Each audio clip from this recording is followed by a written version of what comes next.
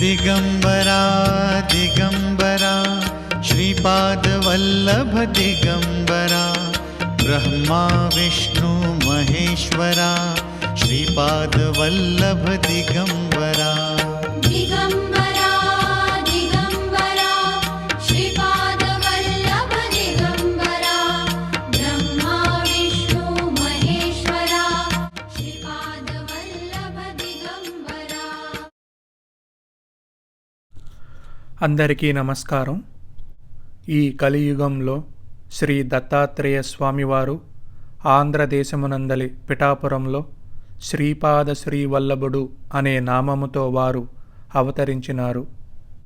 1320వ సంవత్సరంలో వినాయక చవితి నాడు అవతరించిన ఆ స్వామివారు 16 సంవత్సరాల పాటు పిఠాపురంలోనే నివసించి ఆ తరువాత పిఠాపురాన్ని విడిచిపెట్టి గృహత్యాగము చేసి స్వామివారు ఎన్నో దివ్యస్థలాలను సందర్శించి ఎందరినో అనుగ్రహించి ఆ తరువాత చివరకు కురువపురం అనే గ్రామానికి చేరుకున్నారు। శ్రీపాద శ్రీవల్లభ స్వామివారి తండ్రిగారి పేరు గండికోట అప్పల రాజశర్మ, తల్లిగారి పేరు సుమతీ మహారాణి।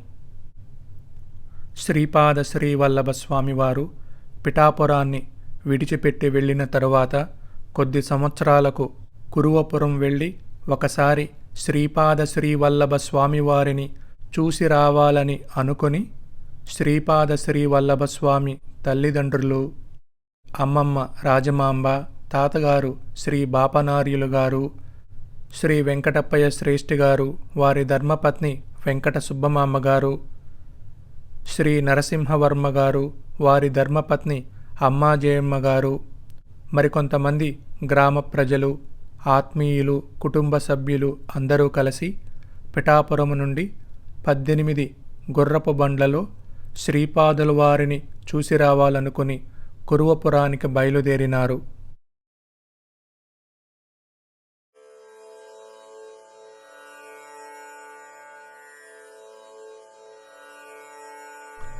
ఆ రోజు గురువారము శ్రీపాద శ్రీవల్లభ స్వామివారు పంచదేవ పహాడులో భక్తులతో దర్బారు చేస్తున్నారు।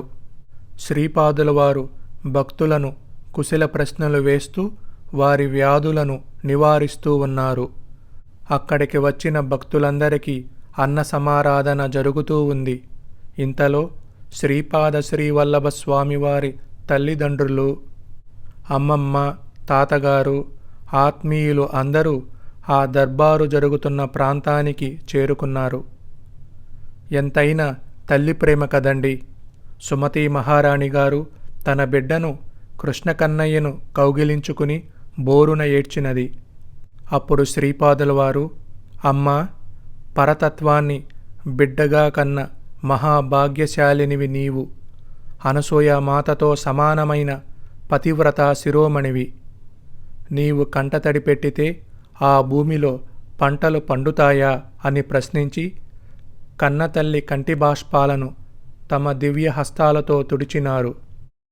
ఆ తరువాత అమ్మమ్మ రాజమాంబ గారు, బంగారు కన్నా, నీకిష్టమైన హల్వాను చేసి నీ వెండి గిన్నెలో పెట్టి తెచ్చినాము, దగ్గరకు రానాయన, నా చేతులతో కొంచెము తినిపిస్తాను అని పలుకగా అప్పుడు శ్రీపాదుల వారికి రాజమాంబ గారు, వెంకట సుబ్బమాంబ గారు, అమ్మాజయమ్మ గారు ఆ హల్వాను తినిపించినారు। తండ్రిగారైన రాజశర్మ గారు శ్రీపాదుల వారితో, నాయనా బంగారు, నీవు దత్తప్రభు అని తెలియక ఏమైనా అపరాధాన్ని చేసి ఉంటే క్షమించు అని ప్రార్థించినారు।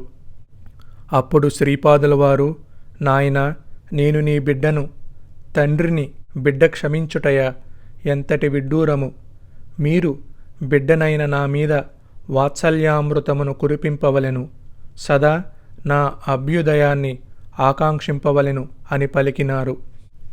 ఆ తరువాత అమ్మమ్మగారు, నాయనా బంగారు కన్నా, నీ వివాహము కనులారా చూడాలని ఎంతగానో ఆశపడుతున్నాము, నీ వివాహము రంగరంగ వైభవంగా జరిపించాలని నీకు కళ్యాణ నామమును దిద్ది పెండ్లి కుమారుడిగా చూడాలని ఉన్నది అంతట శ్రీపాదుల వారు, అమ్మమ్మ, అవశ్యము అట్లే అగుగాక.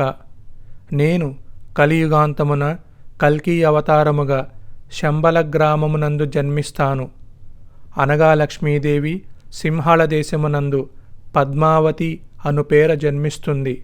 అప్పుడు కల్కి అవతారంలో ఉన్న నేను పద్మావతీదేవిని లోక కళ్యాణ కారకముగా వివాహము చేసుకుంటాను. అందుకు ఇంకా సమయము ఉన్నది. మీ కోరికను తప్పక నెరవేర్చెదను. ఏనాడైతే కొత్త అయ్యప్ప శబరిమలకి రాడో అదే కలియుగాంత సమయమని తెలుసుకొనుము.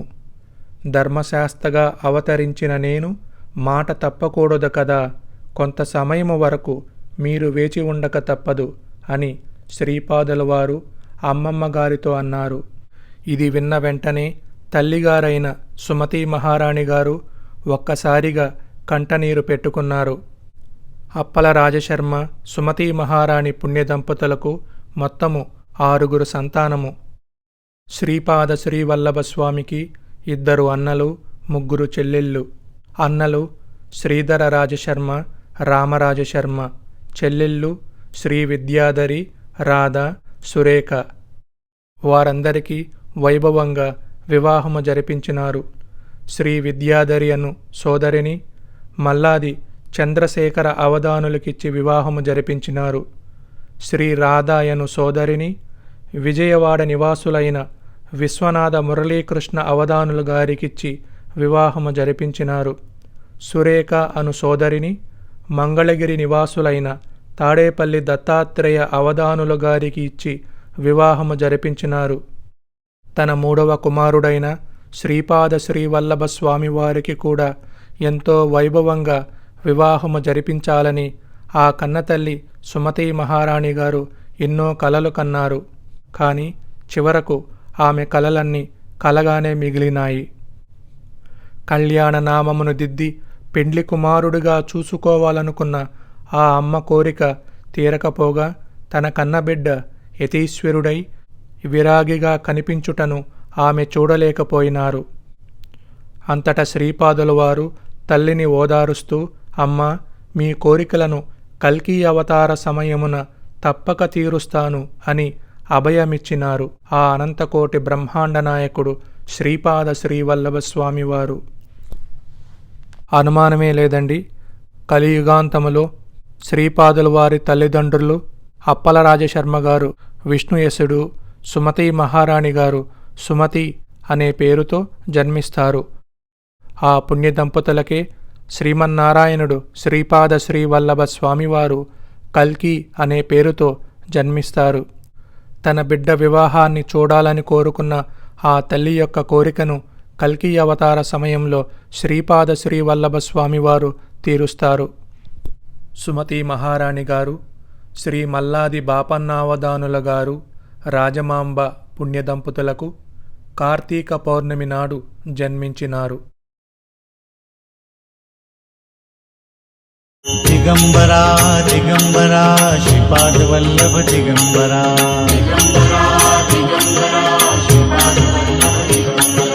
दिगंबरा दिगंबरा श्रीपाद वल्लभ दिगंबरा दिगंबरा दिगंबरा श्रीपाद वल्लभ दिगंबरा दिगंबरा दिगंबरा श्रीपाद वल्लभ दिगंबरा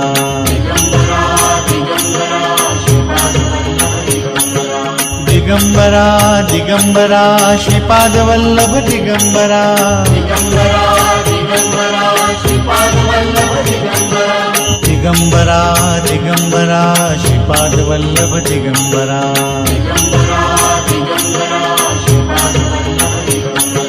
दिगंबरा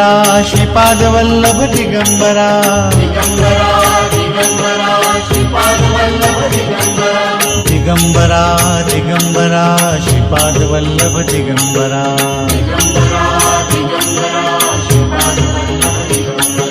दिगंबरा दिगंबरा श्रीपाद वल्लभ दिगंबरा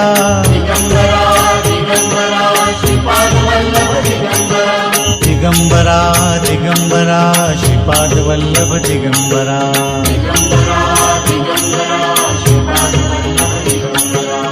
दिगंबरा दिगंबरा श्रीपादवल्लभ दिगंबरा दिगंबरा दिगंबरा श्रीपाद वल्लभ दिगंबरा